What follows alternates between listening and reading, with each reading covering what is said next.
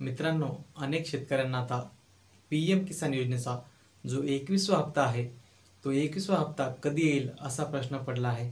तर मित्रांनो, या व्हिडिओमध्ये आपण पी एम किसान योजनेचा जो 21वा हप्ता आहे, तो कधी शेतकऱ्यांच्या बँक खात्यामध्ये येणार त्याबद्दलच आपण या व्हिडिओमध्ये माहिती जाणून घेणार आहोत. तर मित्रांनो, पी एम किसान योजनेचा जो 20वा हप्ता होता मित्रांनो, ते शेतकऱ्यांच्या बँक खात्यामध्ये 2 ऑगस्टला टाकण्यात आलेला होता.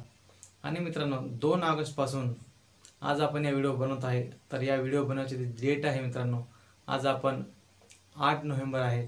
8 नोव्हेंबरला हा व्हिडिओ बनवत आहे. तर मित्रांनो, आपल्याला सगळ्याला माहीत आहे की जो पी एम किसान योजनेचा जो हप्ता आहे, तो हप्ता 4 महिन्यानंतरच शेतकऱ्यांच्या बँक खात्यामध्ये टाकण्यात येतो मित्रांनो.